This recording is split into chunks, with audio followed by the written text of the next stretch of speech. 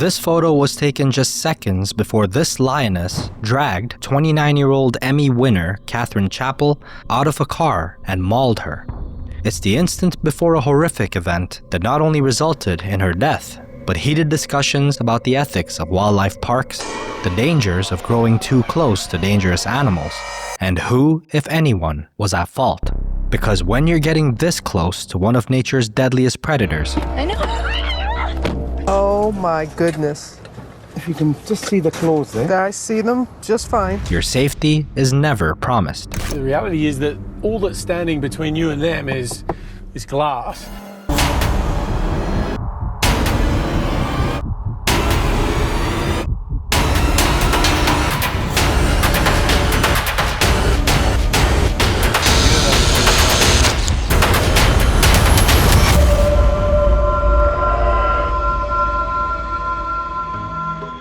It was late May 2015 when Katherine Chappell, who went by Kate, arrived in Johannesburg, South Africa via flight from London. She had come a long way from Vancouver, Canada, where she had built a successful career as a visual effects editor.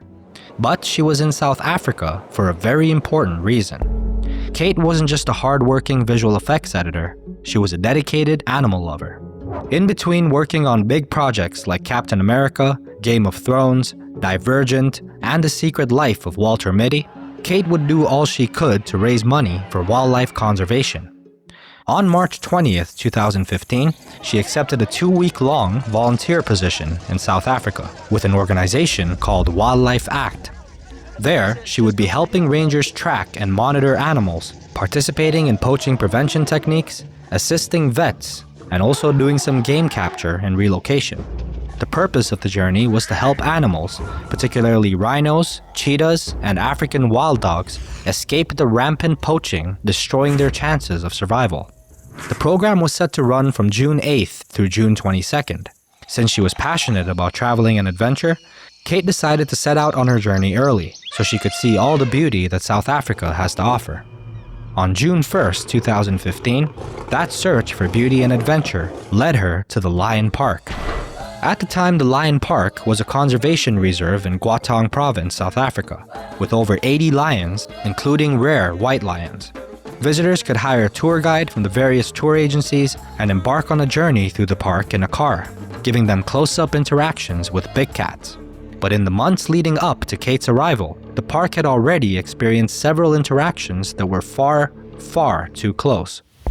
In April, just 2 months before Kate went to Lion Park, an Australian tourist from Perth named Brendan Smith was attacked by a lioness while photographing this pair.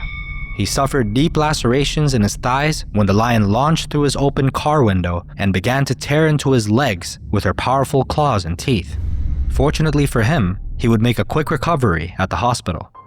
Kate, on the other hand, wasn't so lucky.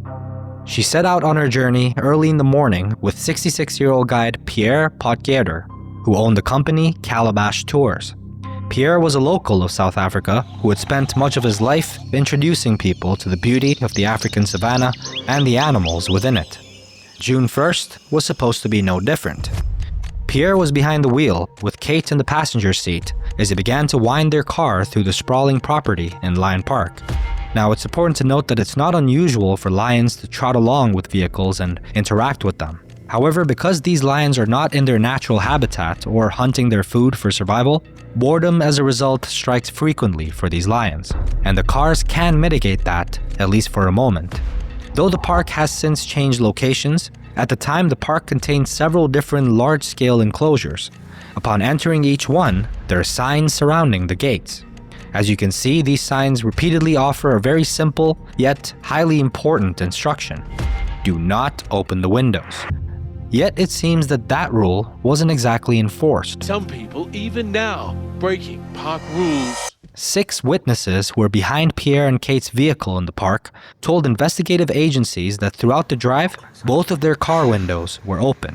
And this detail would later be disputed by Pierre, who would end up becoming the sole survivor of the incident that occurred that day around 2:30 p.m.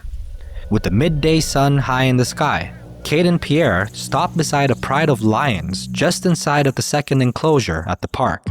According to Pierre, as a lioness loomed nearby, Kate rolled down her window to snap a photo of her.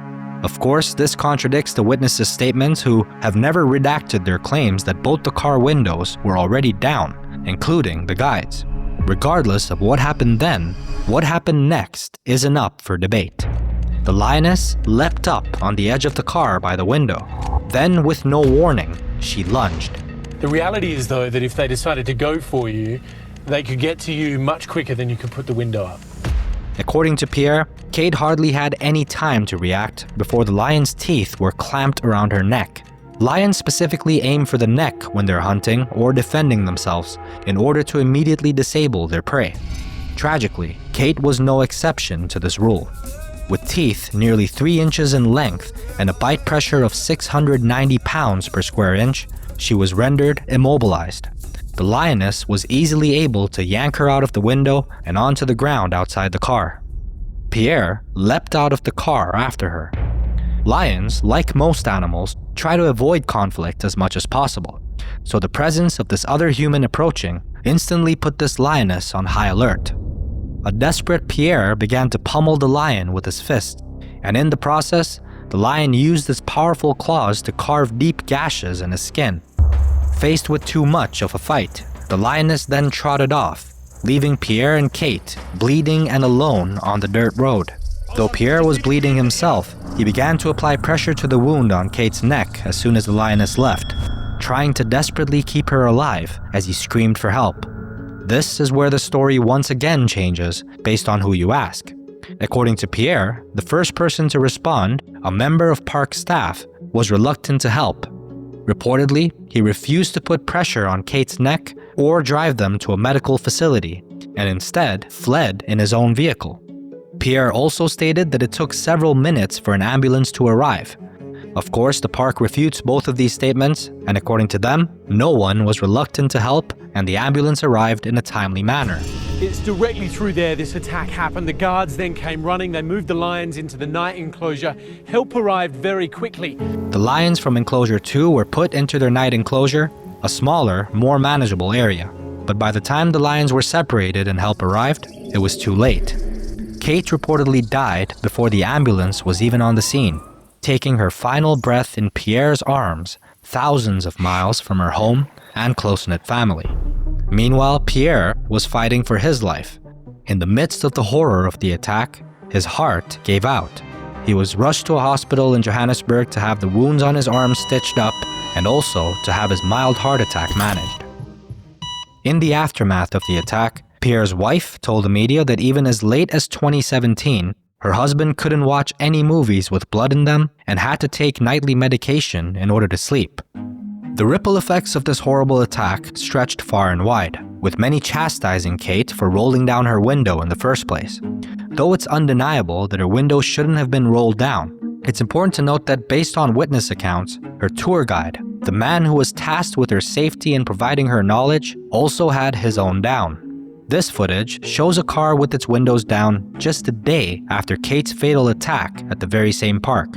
And while Kate made a poor mistake, this poor mistake is concerningly one that was made by hundreds, if not thousands of others over the course of the park's existence. And tragically, it was Kate who just ended up being the one to pay the ultimate price. But why is that exactly? The lioness who attacked Kate reportedly had just given birth to 2 cubs. And since female lions are notoriously protective of their young, this led some experts to believe that this is what may have prompted the attack. Others, however, point to the policies in place at the lion park at the same time. Come and say hello to your daddy. The footage you've just seen is of a guide and a trainer at the lion park, Alex Laurenti. He offers tours where he gets up close and personal with the lions. His actions have led some experts to believe that they're the reason why these lions become habituated with humans, resulting in them seeing us not as a threat, but instead a source of food. The Lion Park and Calabash Tours have both denounced any blame for the mauling of Katherine Chappell, stating that she was the one solely at fault. Kate's remains were transported back to Rye, New York, where her family held a service to honor her life. And her sister stated during the eulogy she delivered that Kate was brilliant, kind, adventurous, and high-spirited, and that her spirit could not be contained by mere continents and oceans. If you found this episode interesting, then our previous episode about a crocodile attack that was caught on camera is likely to do the same. You can find it at the end screen of this video.